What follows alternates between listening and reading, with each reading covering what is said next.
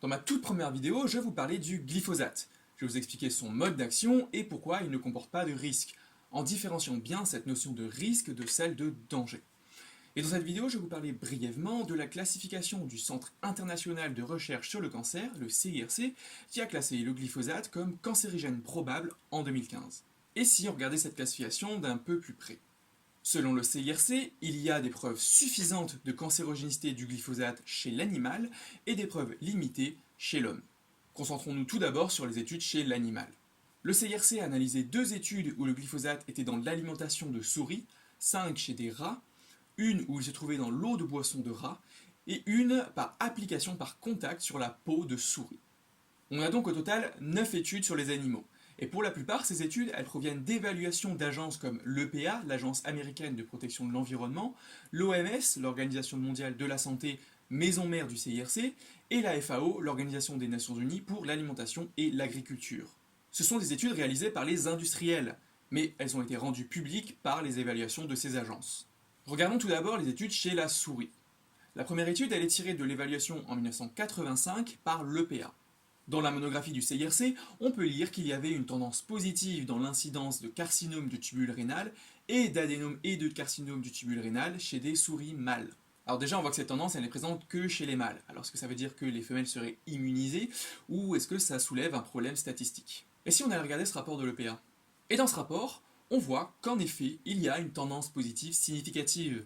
En revanche, ce que le CIRC oublie de mentionner, c'est qu'il n'y a pas de différence significative entre les groupes testés et le groupe contrôle. Et s'il n'y a pas de différence significative entre les groupes testés et le groupe contrôle, montrer une tendance positive n'est pas très pertinent.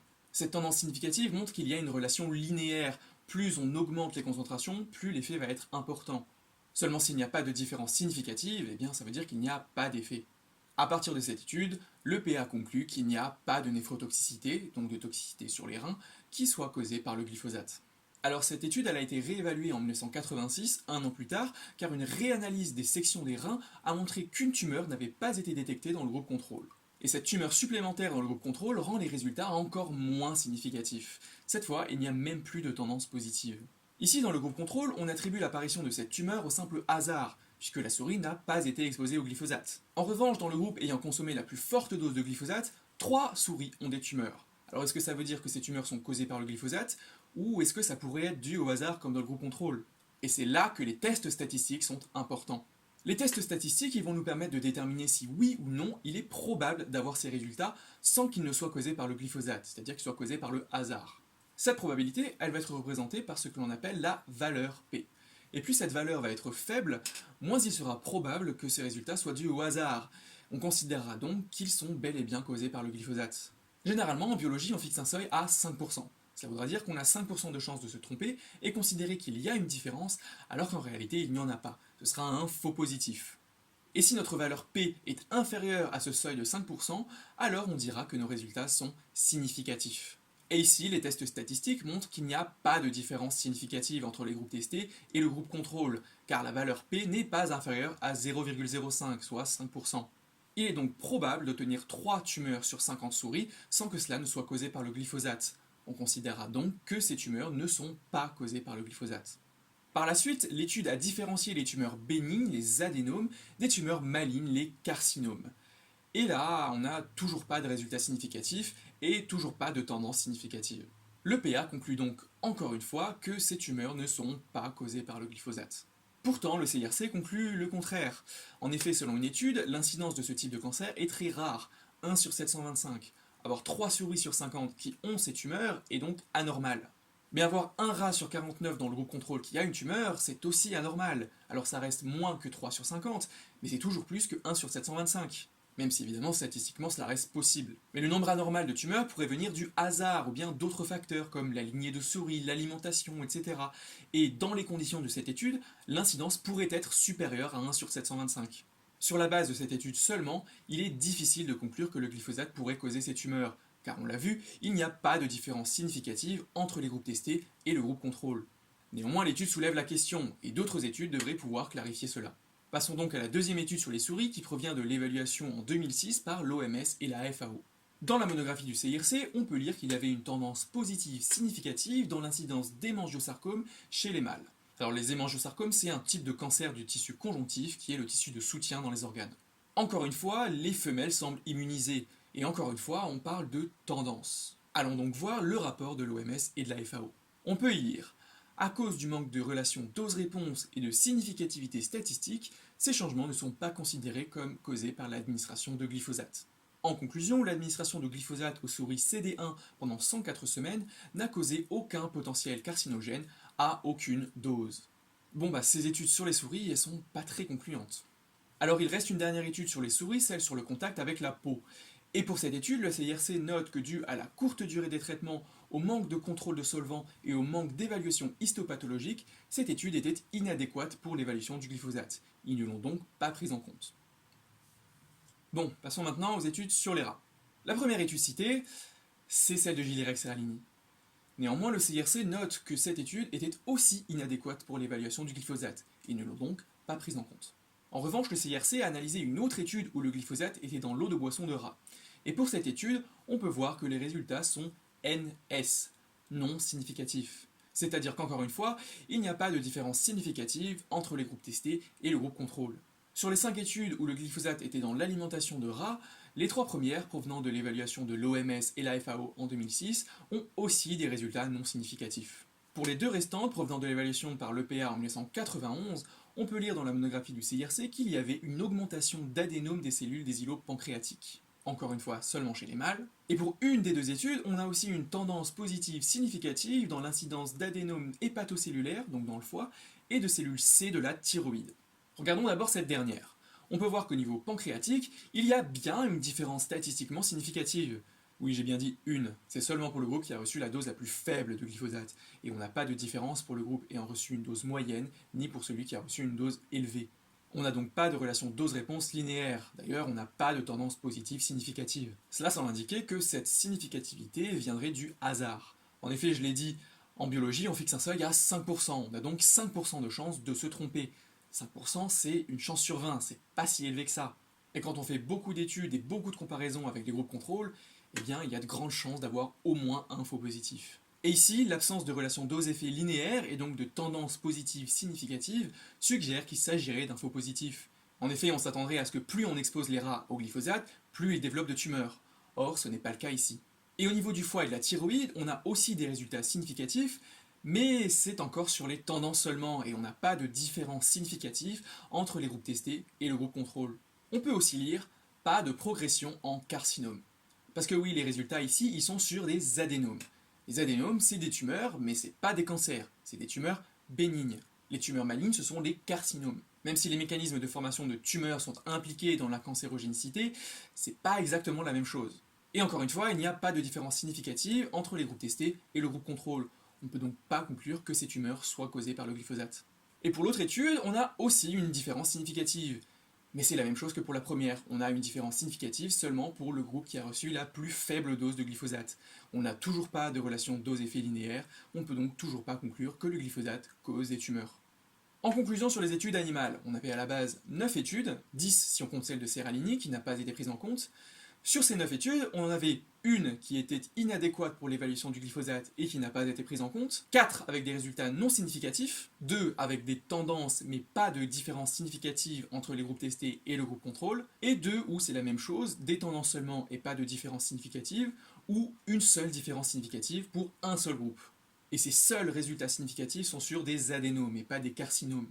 Je rappelle que le CIRC est le Centre international de recherche sur le cancer et pas sur les tumeurs, et que ce qu'on évalue ici, c'est la cancérogénicité du glyphosate et pas sa tumorigénicité. A partir de ces études, le CIRC conclut à des preuves suffisantes de cancérogénicité chez l'animal. Aucune de ces études ne trouve de différence significative dans l'incidence de cancer et même de tumeurs entre les groupes testés et les groupes contrôle. Aucune de ces études ne permet de conclure à un effet cancérigène du glyphosate. Et quand on prend l'ensemble de ces études, on serait même tenté de conclure l'inverse. En revanche, si on ne peut pas conclure que le glyphosate est cancérigène sur la base de ces études, il est aussi difficile de conclure l'inverse.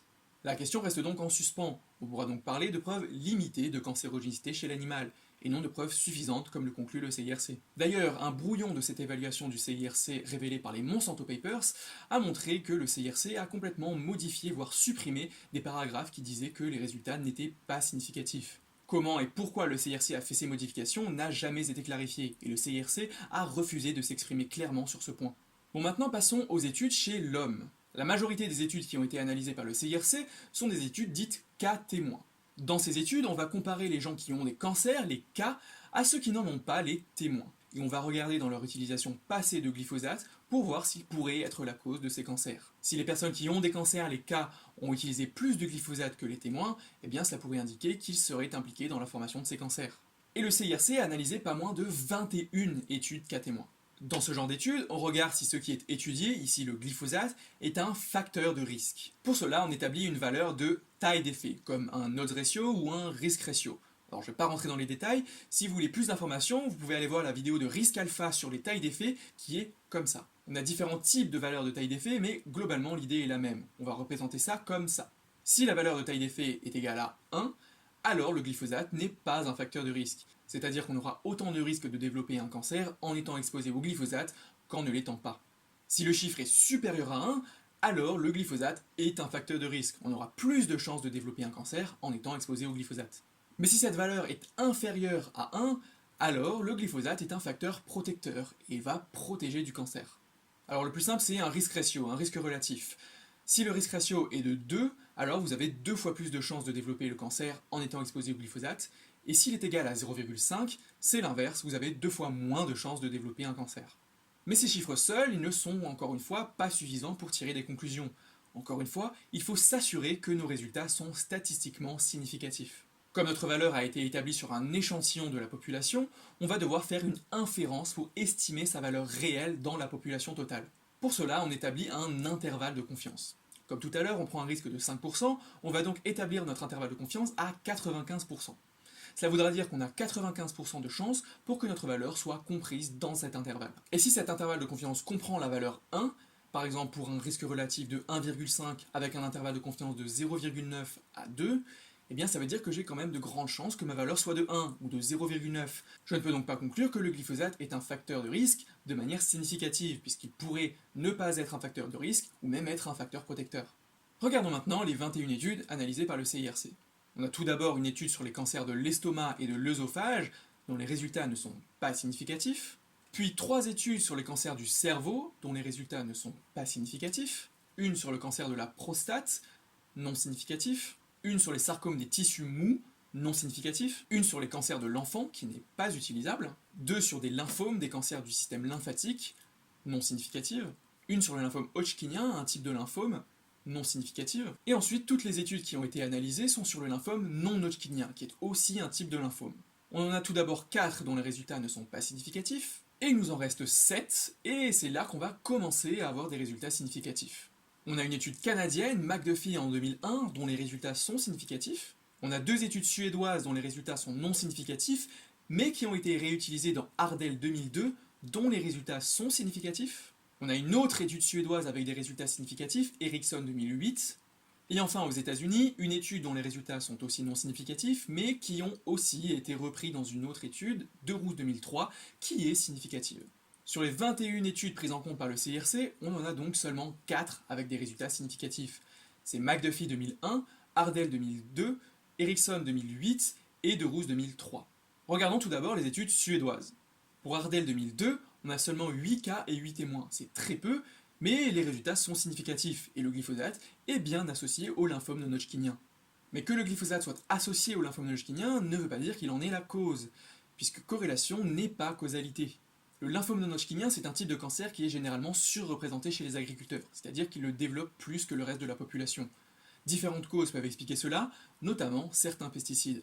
Mais que ces pesticides puissent être la cause du lymphome non hodgkinien ne veut pas dire que c'est forcément le cas pour le glyphosate. On pourrait imaginer que les agriculteurs qui utilisent plus de glyphosate utilisent aussi plus de ces autres pesticides. Ils développeront donc un lymphome non hodgkinien qui sera associé au glyphosate sans qu'il n'en soit la cause. On appelle cela un facteur de confusion. C'est un facteur qui va influer à la fois sur la maladie et sur le facteur étudié, ici l'utilisation de glyphosate. Pour être certain que le glyphosate est bien la cause de ces cancers, on peut faire des ajustements pour tous les autres facteurs. Ici, pour cela, les auteurs ont utilisé une analyse dite multivariée, contrairement à la première qui était univariée. Et les résultats de cette analyse multivariée ne sont pas significatifs. Et pour l'autre étude suédoise, Ericsson 2008, c'est la même chose. Les résultats sont significatifs pour l'analyse univariée, mais quand on prend en compte les autres pesticides avec l'analyse multivariée, les résultats ne sont plus significatifs. Pour l'étude canadienne McDuffie 2001, on peut lire qu'il n'y a pas eu d'ajustement pour d'autres pesticides. Ainsi, les lymphomes non-Hodgkiniens pourraient être causés par d'autres pesticides et seront attribués à tort au glyphosate. Difficile donc de conclure au rôle du glyphosate à partir de cette étude. Et enfin, on a l'étude américaine de Roos 2003. Dans cette étude, les auteurs ont utilisé deux approches différentes, une approche logistique et une approche hiérarchique. L'approche logistique est une approche qui est plus globale, mais elle est potentiellement biaisée car elle va considérer que toutes les expositions aux pesticides se valent, ce qui est évidemment faux. L'approche hiérarchique va être plus fine, mais cet affinage se fait sur des a priori, qui sont donc aussi potentiellement biaisés. On sera donc généralement confiant lorsque les deux approches montrent des résultats similaires. Et dans cette étude, avec l'approche logistique, on voit un effet significatif du glyphosate, mais avec l'approche hiérarchique, il n'y a pas d'effet significatif. Encore une fois, il est difficile de conclure au rôle du glyphosate sur la base de cette étude, même si l'approche logistique soulève une question qui devrait être clarifiée avec d'autres études. Seulement ici, les autres études, elles ne clarifient pas grand-chose.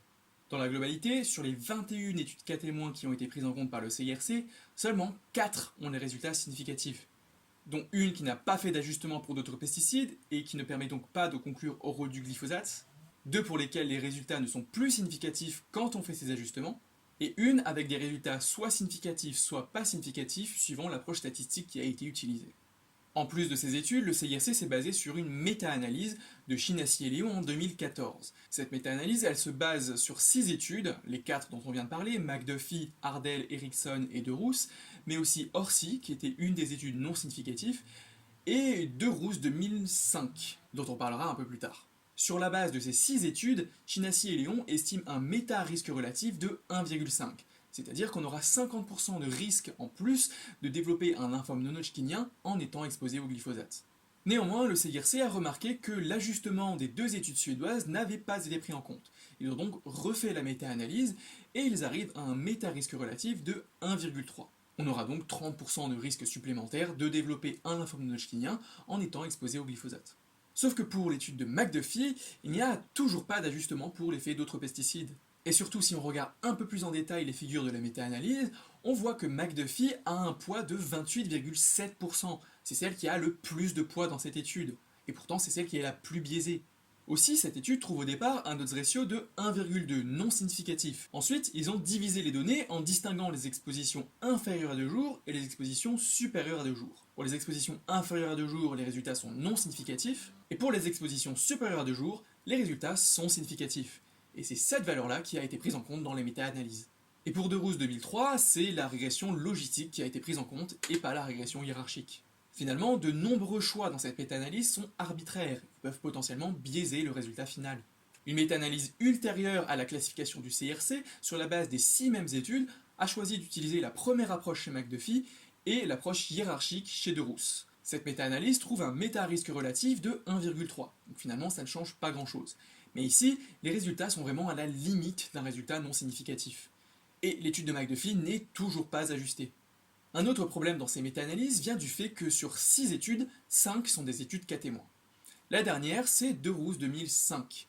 De Roos 2005, ce n'est pas une étude cas témoin, parce que les études cas témoins, en fait, elles ont tout un tas de biais. Ces études, elles permettent de montrer une simple association entre une maladie et une cause possible, mais corrélation n'est pas causalité. Alors certains facteurs de confusion peuvent être éliminés en faisant des ajustements, mais on ne pourra jamais être certain d'avoir éliminé tous les facteurs de confusion. Et ça c'est dû au fait que les études cas témoins sont rétrospectives, elles sont soumises au biais de remémoration. Les sujets vont devoir se souvenir de tout ce à quoi ils ont été exposés, ils ne se souviendront pas forcément de tout, et ils se souviendront peut-être plus du glyphosate qui est assez emblématique. Et finalement, on ne pourra jamais être certain de tous les facteurs qui peuvent entrer en jeu. Pour éviter ces biais, on fait notamment des études de cohortes qui sont prospectives.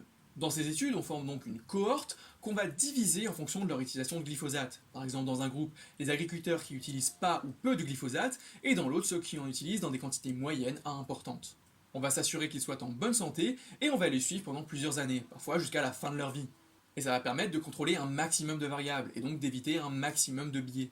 Et à la fin, on va regarder si les agriculteurs qui ont utilisé plus de glyphosate ont plus de cancer que ceux qui en ont utilisé moins. Des études de cohorte, le CIRC en a analysé 5, toutes sur des types de cancers et des types de cohortes différents, mais toutes proviennent d'une large étude de cohorte aux États-Unis appelée l'Agricultural Health Study, l'AHS. Et parmi ces 5 études, on a DeRoos 2005. DeRoos, c'est le même qui avait réalisé l'étude 4 témoins en 2003. Dans cette étude, les auteurs critiquent leur propre étude et les études sur lesquelles s'est basé le CIRC en disant que le fait qu'elles soient rétrospectives pouvait engendrer tout un tas de biais et que leur étude étant prospective élimine ces biais. Et comme les 4 autres études de cohorte, cette étude ne trouve pas que le glyphosate est un facteur de risque, même pour le lymphome non-hodgkinien. Finalement, cette étude, elle invalide les résultats précédents de cette équipe. Cette étude, elle se basait sur des données de 1993 à 2001, ce qui finalement est assez peu. Mais quelques semaines après ma première vidéo, la suite de cette étude a été publiée. Cette suite, elle se base aussi sur l'AHS et elle inclut des données jusqu'à 2012, donc 11 années de plus.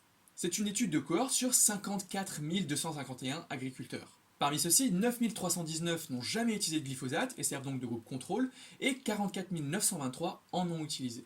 Contrairement aux études de tout à l'heure où on avait 8 cas et 8 témoins chez Ardell et jusqu'à 97 témoins utilisateurs de glyphosate chez McDuffie, ici on a quasiment 45 000 utilisateurs de glyphosate. Dans cette étude, ils ne se sont pas contentés de regarder le lymphome non-hodgkinien, ils ont regardé 22 types de cancers différents. Et les résultats montrent que le glyphosate n'est pas un facteur de risque pour aucun des types de cancers étudiés.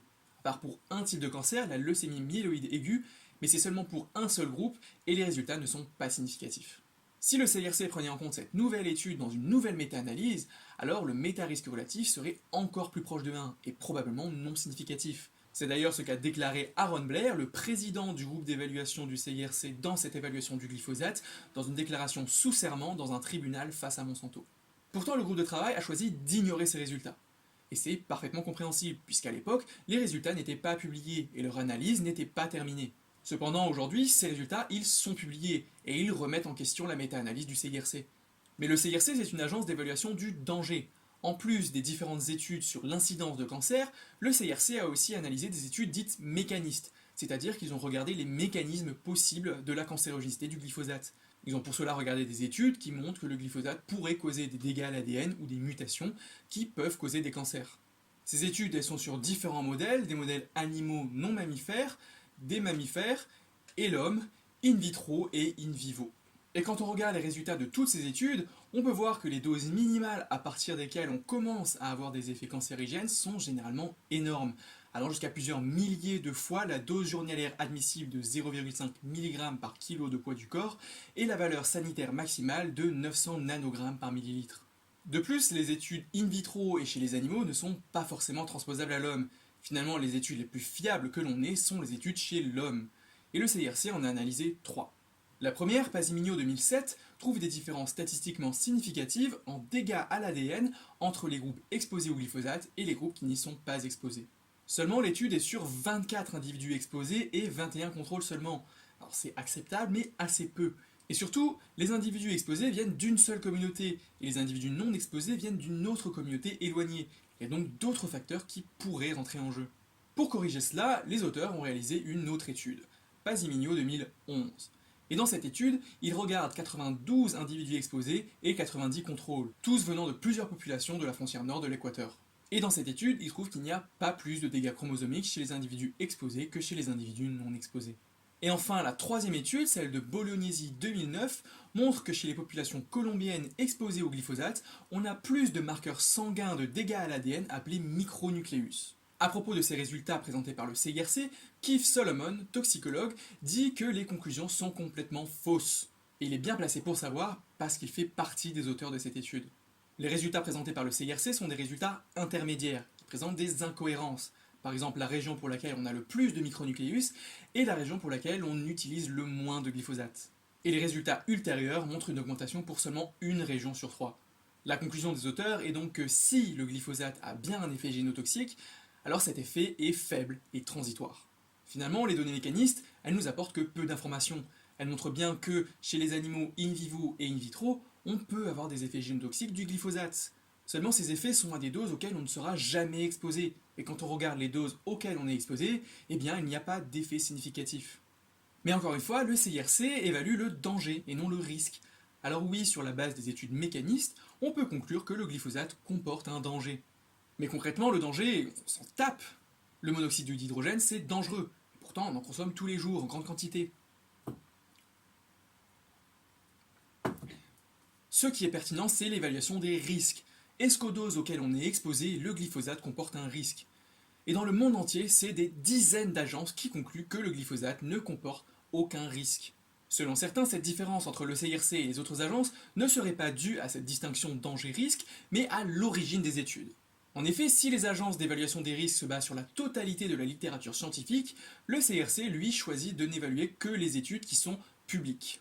Mais cet argument du CIRC, il est parfaitement valable. C'est parfaitement valable, c'est un vrai problème de transparence que ces études réalisées par des industriels ne soient pas consultables par le public, ou au moins la communauté scientifique.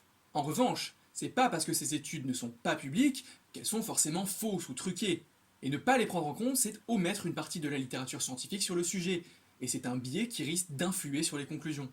Par ailleurs, on l'a vu, hormis Seralini, une autre étude qu'ils n'ont pas prise en compte, et une étude non significative, les études chez les animaux qui ont été analysées par le CIRC ne sont pas publiées dans des journaux à comité de lecture. Ce sont des études des industriels, dont les résultats ont été rendus publics par les évaluations des agences comme l'EPA, la FAO et l'OMS. Cela montre bien que l'argument selon lequel les industriels truqueraient leurs résultats est mauvais, puisque c'est sur la base de ces études-là que le CIRC conclut à des preuves suffisantes de cancérogénicité chez l'animal. Et ça ne va pas du tout dans le sens des industriels. Cependant, le CIRC n'a pu se baser que sur les études précédemment évaluées par ces agences.